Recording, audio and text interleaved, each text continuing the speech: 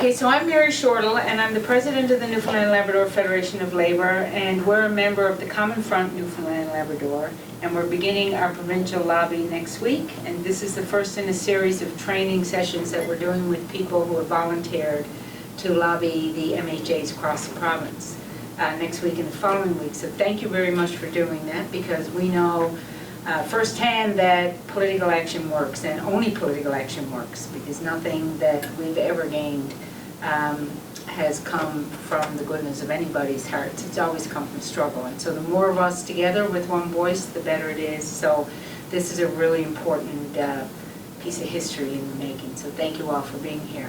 First question I just want to throw out is, why do we lobby? What is lobbying? Does anyone want to give me a response to that, what they think it means?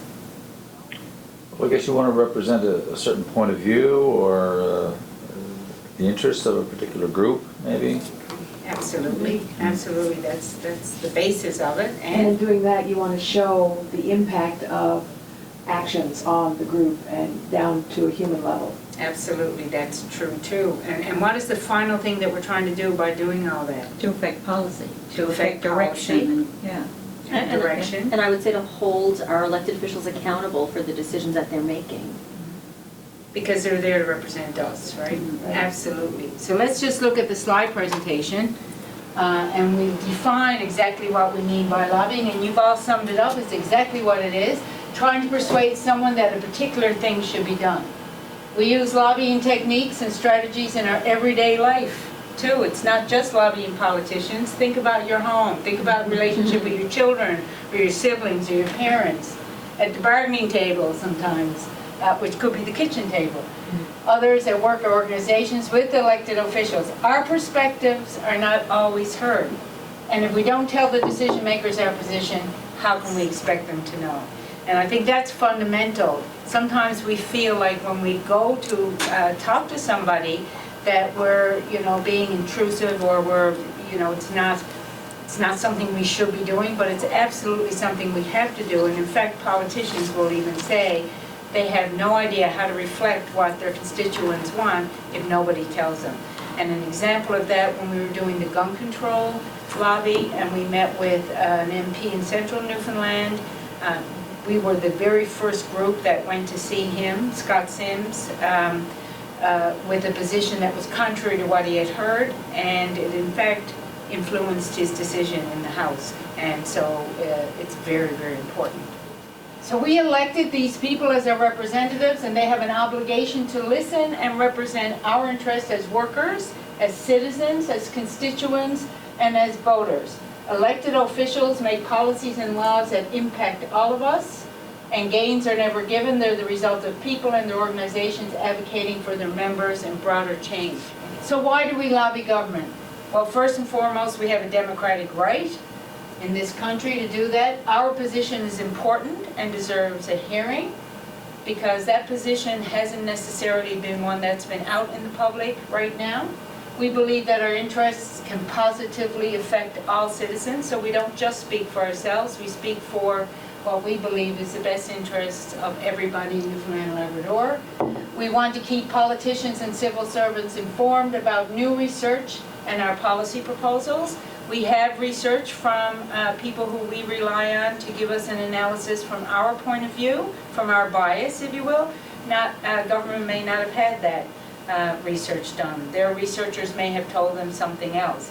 And so the whole idea about critical thought and critical analysis is that we hear both sides of the story, and then we feel where we're comfortable with the position, and we need to give the politicians the opportunity to do the same thing. We want to show how the coalition agrees with a common set of options and actions for the upcoming budget and a strong economy that works for all of Newfoundland and Labrador. So it's not just the labor movement. It's not just the Coalition for Persons with Disabilities. It's not just the students. It's a group of concerned citizens who have come together representing themselves and their organizations, and sometimes the broader community, together with one voice to start a discussion or to continue a discussion out in public, and we need to let the politicians know what that is. Any questions, comments so far? I would just add, I think it's really important in terms of lobbying to understand that we have a democratic right, but I think we also have a democratic obligation to participate in the process, and that lobbying is really the most effective way that we have to do that. Absolutely. And so why do you think people feel nervous going to see a politician? What do you think some of the reasons are? I think there's such a I guess a mentality maybe that they're more important than we are, or that they're somehow just in a position of authority and they know more than we do. And so I think there's a lot of kind of natural intimidation associated with that, and people don't kind of feel like maybe they know enough, or they can articulate enough. But in my experience, that's almost never the case. And I've had the opportunity to lobby before, and some of the best lobbies we've done, unfailingly, the MP or the MHA said, "Oh, you know what, thank you so much, I didn't have this information. Like, thank you for leaving this information for me to research and to look to." And they're actually really, really grateful. But until you go through it, there's such a kind of a mystery almost of what's behind that door, I think people also anticipate some adversarial situation, like us against them. They'll say no. That kind, instead of like we're helping each other, we're actually in league. Anything else? For mine, it's always the fear that they're going to ask me a question I don't know the answer to, that we need to know all the answers. But in fact, we don't have all the answers, and neither do they have all the answers. In fact, sometimes we know way more about a situation than they do. The other really important thing to remember when you go into those meetings is that you're the human face behind the issue, right? We can throw lots of statistics at them, and we can try and remember what all those stats are and try and hoard in all this information in advance that we're going to spout out in the 30 minutes that we have with a politician. But really, they want to know, why is this important to you? Why is it important to your neighbor? Why is it important to the people you represent? And it's a human story that will sell the idea and will convince politicians at the end of the day. And the most important thing to note about lobbying is that without a doubt, every single one of those 40 MHAs that we want to meet with want to be reelected, for the most part, right? And it's about getting the support of their constituents. And if that's the way their constituents feel about a certain issue, then that's very important for them to know. So we have a duty to tell them what that is. If I may, there's also the access issue, Mary? I mean, like, if we don't exercise our democratic right to lobby with these government members, there are people who are willing to pay big bucks to be able to, like it's happening in Ontario and BC right now, for a one-on-one conversation with these guys. So we can have that for free, but going through lobbying and following those procedures. That's an excellent point. And and you're right. I mean, lobbying is kind of a business now for a lot of people. And all politicians, even when we go to see them, by law, have to record who came to see them and why and how many times and what position they took on certain issues. And then that's all documented, and that's all very important. That's a great point to make. It's a big, big business there. And make no mistake about it, there are other groups that may be opposed to some of the issues that we have, and maybe in favor of some of the issues that we're opposed to, who are meeting with the same government officials at this same time period. No mistake about that whatsoever. Okay, so you have to plan a meeting. What we're planning to do with this lobby is at least 2 people, sometimes more, but at least 2 people will go to see a member of the House of Assembly and talk to them about the 4 points that we want to make in this lobby. So that means you never have to go in there alone, but it also means that you have to do a little bit of planning in advance with the person you're going in with, or even within your own self, and let's look at some of the ways we can do that. So you have to have a strategy. Adjust your approach and comments to the MHA you are meeting with depending on their experience, positions, and the priorities of the party that they are affiliated with. So in other words, you want to know who it is you're meeting with. You may know them already, you may not know them. Hopefully they'll be one of you're their constituent, but not necessarily, because you may be representing a group of people who live all over the province. And so whatever MHA that you're going to see, it's going to be important that you represent those constituents. So what are some of the things that you need to know about that MHA? What would you check before you went in to meet them, once you get their name and when you're meeting with them? Well, I checked their, well, first of all, their political affiliation, their bio, you know, Mhm. what's their background, where they come from. And I would personally look at voting records and stuff, you know. I kind of get a sense of who they are, how they aligned on issues, just to get a sense of, you know, where they fall on issues, you know. And how's that helping in your presentation then? How would Well, that- it would help me kind of choose the language that would appeal to them, you know, deliver it in a way that I know that would resonate with them. So try to get a sense of what would make them kind of think, you know. Absolutely. Yeah. Yeah, I'd also want to know if they made any public statements or any articles about them, that kind of thing, just to know how they address the public, you know, what their presence is, not just in the House, but out with people. That's right. Yeah. And what kind of a politician Yeah. are they? How welcoming are they? Absolutely. Anything else? I think if you're not one of their constituents, but if you're representing, you know, your members who are, you're going to want to kind of have a look at what is the district, what's in the district, and then you tailor your approach by, you know, whatever industry, for example, is there, or what public sector workers are there, just to use an Yeah. example, so that you're familiar with it and can kind of talk to, you know, in a way that's going to really make it personal for them and make them want to take ownership of it, I think. That's great. And all those points are covered in this slide. And the next one as well, which I'll just read through. Your MHA, has the MHA taken a public position on this issue before? That might be something you might want to check, especially if it's issues that we've been talking about for a long time.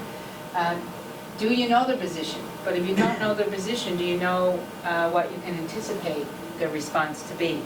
And I'll use an example. If it's privatization, for example, and you're meeting with the conservative MHA, you may anticipate that their response will be in favor of privatization, maybe a little bit different than what the Liberals have proposed, but probably different than what we are putting forward as well. So that may tailor your response for sure.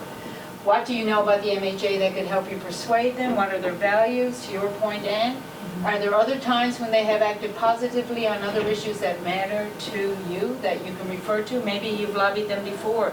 Maybe they've done something very positive in your district that you want to thank them for or refer to. Are there other issues that you have some common ground on them with? Do they need your support on anything? The thing to remember is you have about 30 minutes to speak to, on average, to a politician. The other thing to remember, and as we go along, it'll come up a few times, is that they like to get sidetracked, as it normally happens that way. They'll talk about something else. So if you do bring up an issue that you want to thank them for about something they did last year, don't spend 28 minutes talking about that issue and how well it works, because it's just a nature of the way lobbying works. Because it becomes, it's not, it appears to be formal, but it can turn informal quickly, and sometimes that informality puts it off track. So you have to make sure that you get your points out, and then you can fill in the blank spaces with other stuff. But getting your point out is the most important thing. So preparing for your presentation, when you're sitting down before the lobbying, you're thinking about how you're going to actually present the issue. Use the following questions to help you develop your key points that will help persuade your MHA to support your position. So ask yourself, why are you here today? What does this issue matter to you? Why are you passionate about it? What are the strongest points to support your position? And what are the arguments against your position? Because it's important to anticipate those as well. Why? So you can be prepared with something to say. And that, my fear of not having the answers sometimes can be resolved from that, Yeah. right? You anticipate, for example, that a certain politician is going to not agree with something we're going to say. Well, we know the myths, we've heard the myths, and we can put forth the argument if we're prepared. It's like in sales where you counter an objection Yes. to make the sale, you know. Absolutely. And you know what? Maybe we won't have the argument. Maybe it'll surprise us, an argument that we don't have the answer to. That's okay too. What happens then? What would you do then?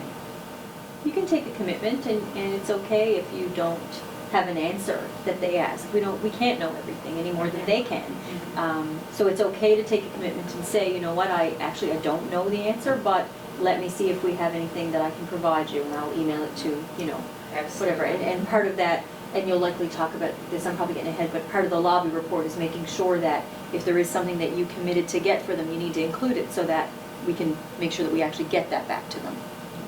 There will be a lobby report. We will talk a little bit about it later, but it'll be just a very simple report that says who you met with, what day, a little bit about where their position was, what kind of feedback did you get, and are there any outstanding questions or information that they need. Simple. Comes back to us, and we make sure they get it. We'll also make sure that the MHAs who we don't get to meet with because of our time limit get the information as well. So all 40 MHAs will have the same amount of information before budget day. When you're in there with the MHA lobbying, is it kosher to take notes, or should you just try and keep it all in your head? What do you think? Anyone have an Oh, answer to take that? notes. Take notes. I mean, I'd never be able to keep it all in my head, so it's a good idea to keep notes. Absolutely, yeah. keep notes. They'll be taking notes too, by the way. Yeah. They usually bring in someone with them to take notes, and exactly that. And so whoever's speaking, probably the other person can take notes, and then after put together a little, just put it together, and that's a brilliant idea. So we answered the first question. What if you can't answer a question? Who does this issue affect in your community? Again, that's something you need to think about before you go in. Why? What's their story? Choose 3 points that you can share with them. So for example, we're concerned that even through attrition with layoffs, we'll lose a lot of young people from the districts around Newfoundland and Labrador. One of them is going to be your neighbor, right? One of them is going to be, the people who will build the community. So what are the 3 points you want to make to put a human side to that story? Or the 1 point or the 2 points. So think about those. It's not always about the statistical details of job loss in a community. It's the human details that's very important too. So what would change in your community if your position became a reality? What would be 3 key points you could make to convince them to support your position?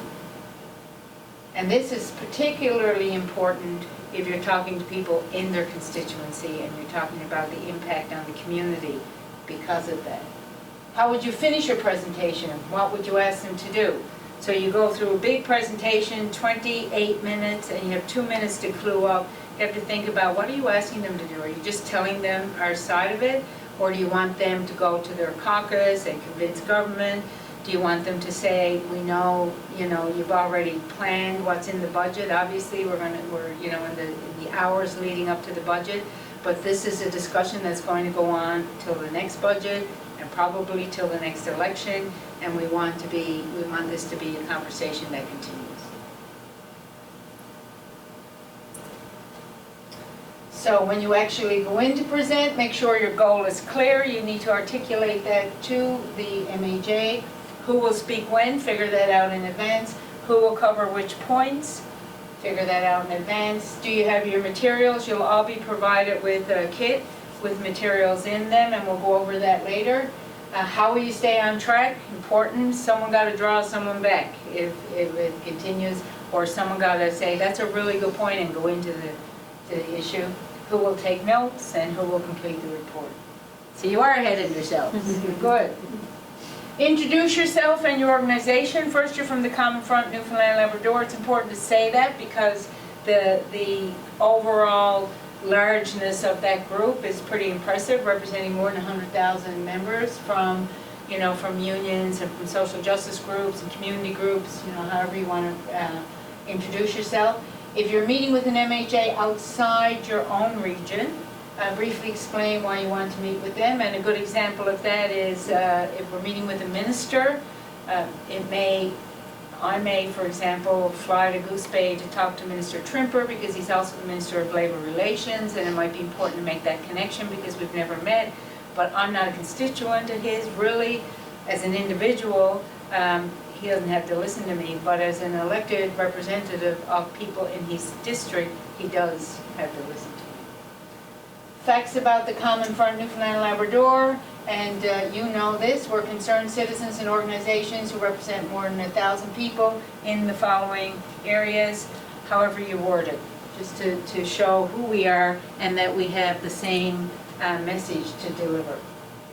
We believe the people of Newfoundland and Labrador need to have a good researched, proven, factual information on the options about our economy and how we can build a strong public sector, manage spending, generate revenue, diversify our economy, engage in a jobs for everyone strategy, and sustain and grow our communities and environment as well as our economy going forward. That's what we believe. How you word that is up to you. How you articulate that, use your own voice for that. Don't use someone else's writing. The more personal you make it, you don't have to memorize any mission statements or anything like that. The more personal you make it, the more impact you'll have. The issues, these are the 4 issues that we'll talk about. And really, when you think about 30 minutes, you won't have a long time to spend on each of the issues.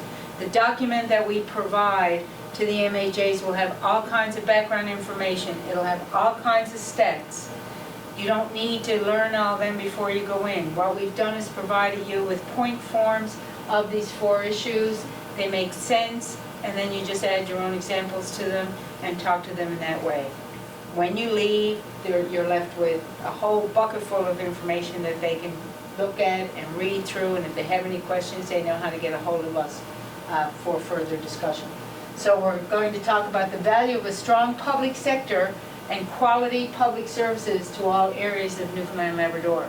That means the public sector is very important, the services they deliver are very important. It's an argument that we use around spending cuts, around job cuts, around anti-privatization and P3s. And so it's all related to how strong we need to have a public sector. In times of economic downturn, the public sector is the stabilizer to the economy. Those workers make lots of really good money that gets pumped back into the economy. The loss of that is the loss of tax revenue, it's a loss of consumption revenue, and so on and so forth. That's the issue that we got to make today. And in doing so, we'll show them the regional direct and indirect impact of public sector cuts in Newfoundland and Labrador. The direct impact of those cuts are the jobs that are lost, the people in the public sector who lose their jobs. The indirect job losses are the jobs that rely on those jobs, the jobs that the government uses to beef up the service. They're going to be directly impacted as well. Apart from that, we have what they call induced jobs. We used to call them spin-off jobs. So the grocery store on the corner, that's going to have to shut down because people aren't spending their money anymore, or they're moving out of the community. So you have direct job loss, indirect job loss directly related to government spending, and then you have the induced jobs. And so when you look at that, it's not just one person anymore who's lost their jobs. It might be 5 people from one job loss. And that's the biggest point that you can make to the individual MHAs. Deficit spending in an economic turndown. Take an example from the federal government. It's very, very important to make the point that although our deficit needs to decrease, and we have options that will help do that, it's perfectly okay, in fact it's necessary, to have deficit spending in an economic downturn. Federal government said it, the analyst who responded to the federal government budget said it as well, and we're going to say it more than once in our lobby presentation. And we're going to show them some revenue options for a strong economy that are fair, that are progressive, that work for everyone, that's not going to bankrupt individuals or this province. And those are the 4 main points. Any questions so far? Mary, could you give me a quick example of the difference between a direct and an indirect job loss as opposed to a spin-off? Okay, so if I work at tourism and I wear a uniform, for example, I lose my job, right? Gone, tourism gone. The person who makes my uniform that government buys from, that I wear in my job, loses his or her job. That's an indirect job loss. I can't go to the store anymore because I don't have a job, or else I have to move my family and move away. So my taxation, my income has gone out of the community. Eventually that corner store has to shut down because there's no business anymore. People don't exist or they don't spend their money. That's an induced job. So those are 3 people who've lost their job because of one job loss. In attrition, if that job is not filled, then there's still the same impact, right? That person doesn't lose their job, but that position is not filled, that money is still missing from the economy. So there's an overreaching economic impact on the community. It's probably more visible in the smaller communities, although you'll see the statistics a little bit later on. It's enormous no matter which part of this province we're talking about. When we leave with the MHA, when we leave the meeting, we'll leave some materials with the MHA. One is a discussion paper, which in your lobby kit, and if you're listening online, we can email it to you. There's a summary of what's in that. It's called Strengthening the Economy and Services for People in Newfoundland and Labrador, 2016 and beyond.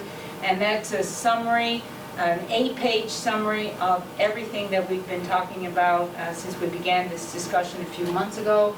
It includes the information that we already presented to the Minister of Finance, that we presented to the Premier, and it's a great resource for them. And if they have questions coming out of that, we'd be more than happy to answer them. We have some fact sheets on public services, on spending, on revenue, and on privatization, and we'll leave those with them. How you report on the meeting is really important as well, and there's a couple of asks that we have about that. One is to take some pictures if you can. Ask the MHA if you can take a picture with them. They love that. Sometimes they use it in their materials as well to show that they've actually met with their constituents. It's a good thing.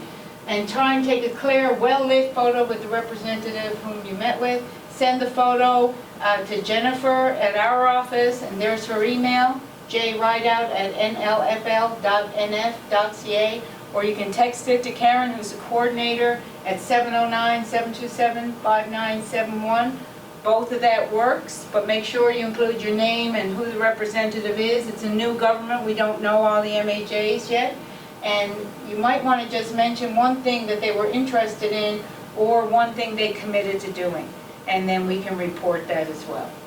You will be sent a meeting report form, which we ask you to complete and send back to Karen. The meeting report form can also be found at, and we'll have a website for you very shortly on that. Immediately report any commitments requiring speedy action to the site coordinator, information for a question in the House, like we talked about earlier. So we'll have all that information for you by the time you get your report. The communication people are actually putting together special email addresses and special sites for that, and you'll be able to see the pictures posted and all those wonderful sorts of things. You will have all that information before you go to your lobby. I'm going to stop the PowerPoint presentation here because that's the big document, and when you take it home you'll see there's several pages that go through that discussion paper bit by bit, and it just continues on all the way down. That's the introduction to it, just to say we understand that the government of Newfoundland and Labrador faces a significant current fiscal deficit. No doubt about that. No one here is saying that that's not true. But it's not the largest in Canada. It is the largest compared to GDP, but it's not the largest spending compared to GDP. We're middle of the road, and we're middle of the road for a reason. It's because of our huge vastness, our demographic, and a whole lot of other reasons which are listed in that document. We know that action is required, but what kind of action? That's the thing. How much and when? There are options, and we're here to talk to you about the options. And that's the discussion paper goes through all those options, and you can review it. But just look at your papers now, and we're going to walk through. And people who are listening online or looking on YouTube, you will be sent these by email as well. Just all you have to do is let us know, send us an email, and we'll send you the whole kit. You look at public services, here are some points to make on those issues. And these are just the main points that will start a discussion or continue a discussion. Again, it will be helpful if you read the discussion paper prior to going in and the summary in the deck that you're given. But these are the points. We support services that put people before profits. Privatization means reduced accountability, increased risk. Cost cutting means lower quality jobs and de-skilling. Cutting corners means lower quality. On health care, We're talking specifically about public services. Our province needs a provincial strategy to address timely access to a full range of quality healthcare services, which is why we need to spend money on healthcare. A strategy for seniors care to improve the overall quality and safety of seniors' lives that ensures universal access to the care they need. A comprehensive primary healthcare strategy that includes the coordination of services at the community and institutional levels. A provincial health human resources plan to attract health professionals and provide staffing levels to address working conditions and ensure quality, safe patient care. These are arguments that you may meet about why it's important to continue spending and to maintain a really strong public sector and public services. These are the 4 issues, by the way, that were prevalent during the provincial election. On education, our province needs a publicly regulated, affordable, and accessible childcare and early learning system, a K-12 system that's based on needs, not numbers, a high-quality, accessible public post-secondary education system, and a system that does not burden graduates with huge debt loads.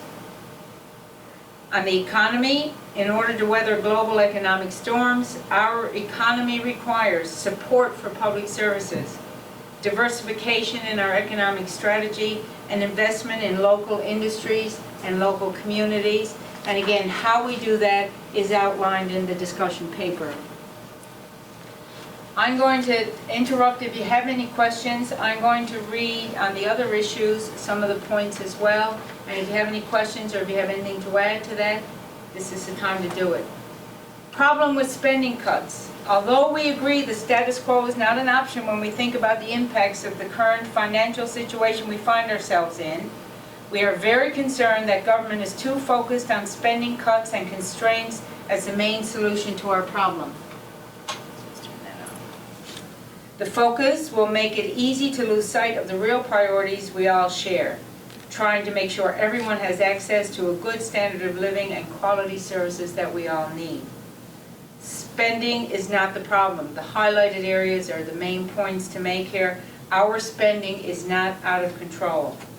Our spending to GDP, which is the percentage of the economy, overall economy ratio, is middle of the pack for Canada.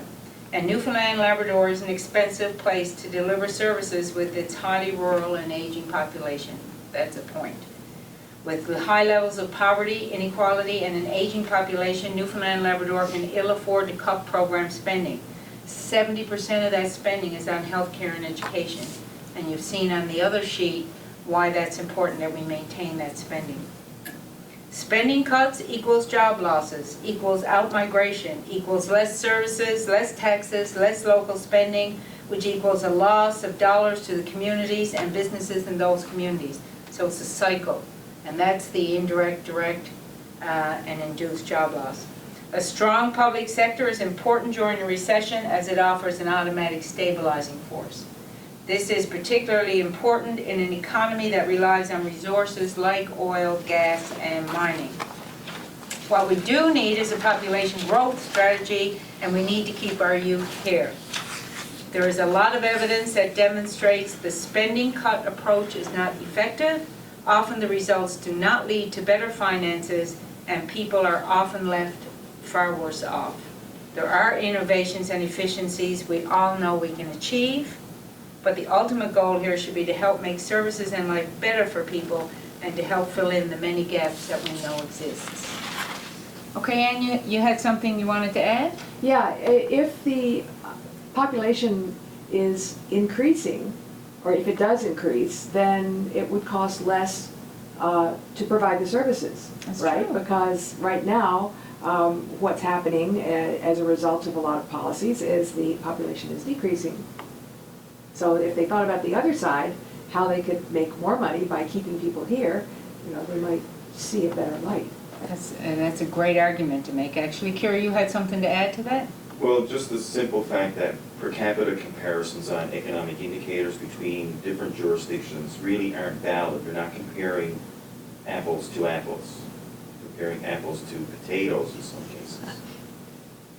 And someone else had something to add there. When you're looking at the population, you really need to get inside the age structure, because we might see a decline, and that might be a little bit slower than we're thinking is going to happen. But it's the youth and the working age population that are exiting.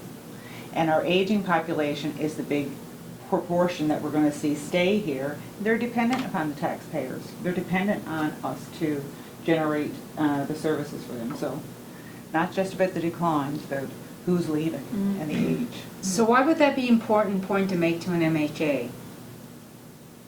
Well, I think sometimes if they just look at the numbers, if you look at the numbers today of what our population numbers look like, it doesn't look that bad. But you have to dig down and do the analysis to understand what that means for the economy. And the flip side of that is, it's only by spending and generating good jobs and keeping good jobs here that we can grow our population and grow our tax base, which then spirals in a positive way. So much of the economic, when you say downturn, it's a downward spiral. Well, what we're talking about is an upward spiral where you invest in the economy, in good jobs, that in turn invests in our people, which in turn invests in our communities and our economy. So it's just sort of it's the exact antithesis, if you will, to kind of what the proposals that we're hearing coming from them.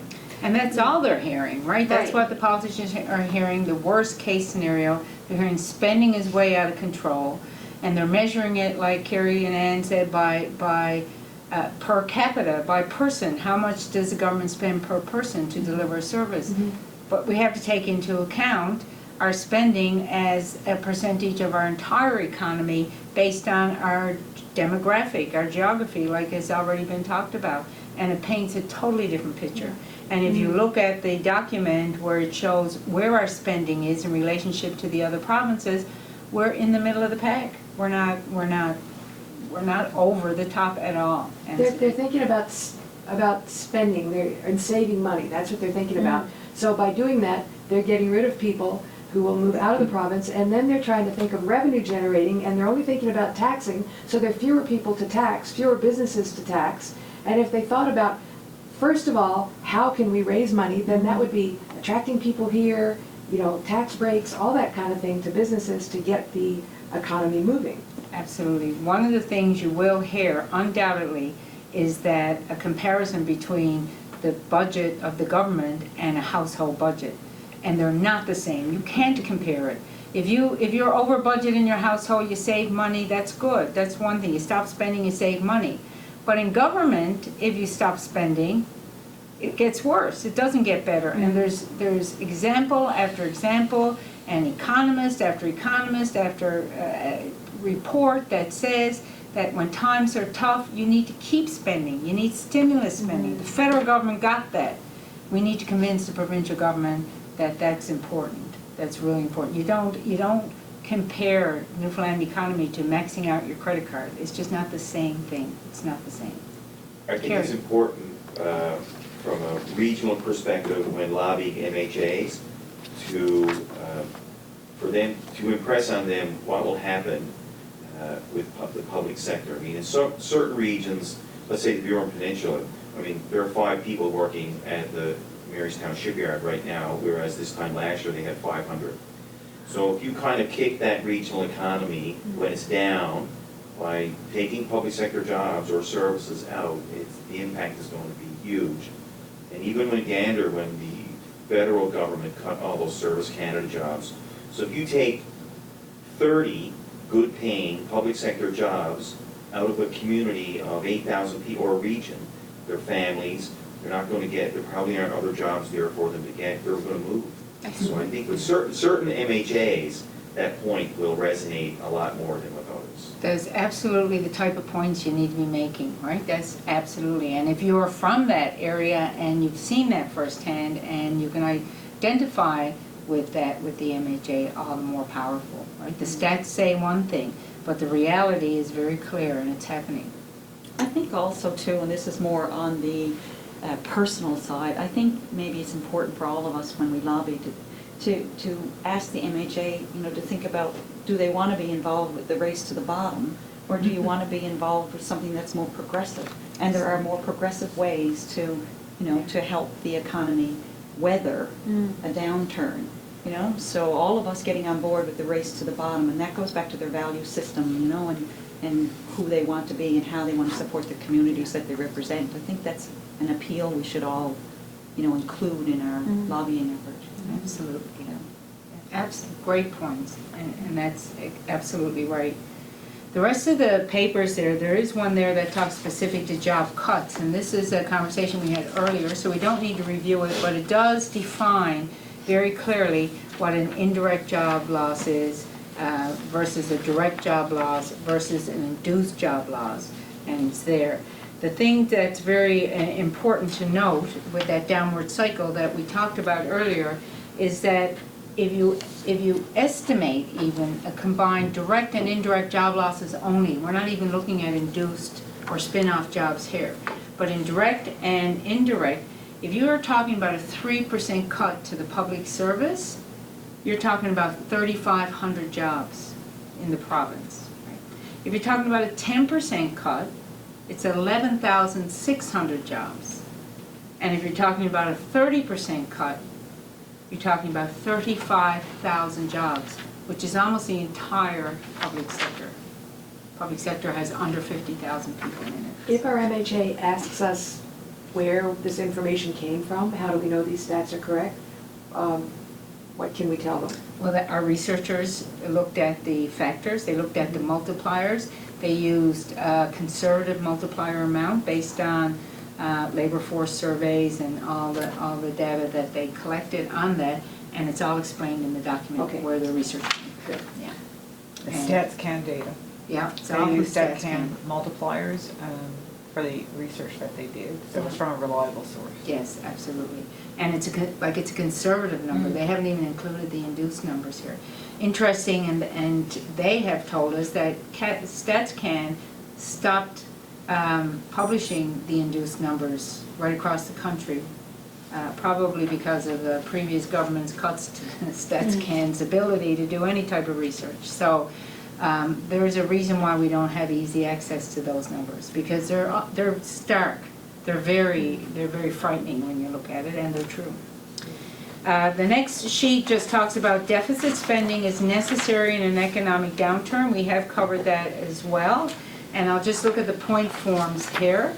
More than ever, government needs to stimulate the economy with spending for infrastructure. And when we talk about infrastructure, we're talking about physical infrastructures, roads, bridges, wharfs, and social infrastructure. And those are the social programs that we talked about, affordable housing, you know, childcare, healthcare, education, all those.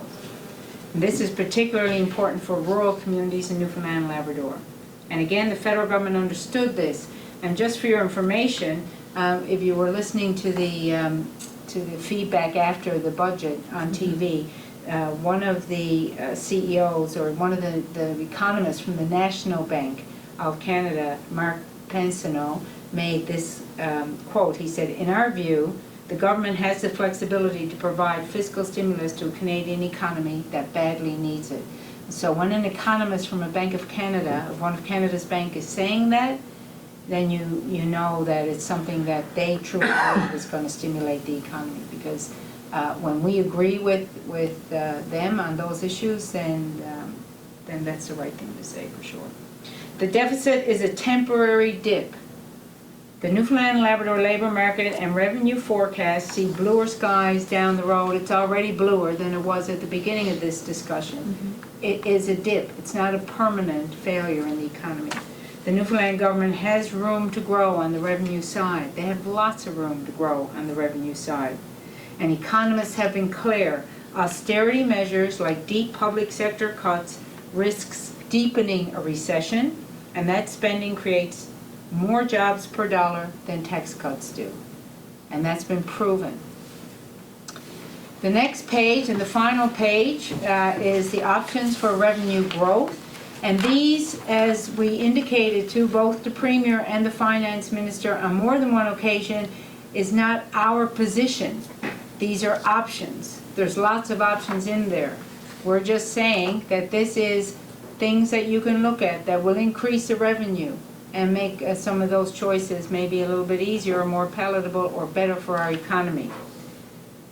It's important, though, to know how we found ourselves in the position that we did. The previous government cut taxes irresponsibly to the point that even with a strong economy, when we had $100 a barrel oil, the government ran significant deficits. So tax cuts don't work.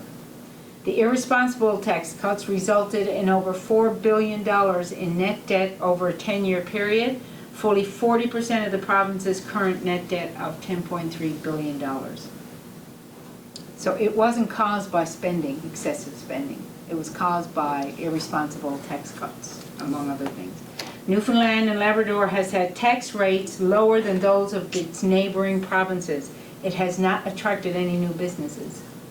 Newfoundland and Labrador could adopt tax rates and structures similar to those of its neighboring provinces, with adjustments to corporate income taxes, personal income taxes, and HST or sales tax. Newfoundland and Labrador could raise on the order of $300 to $600 million of revenue.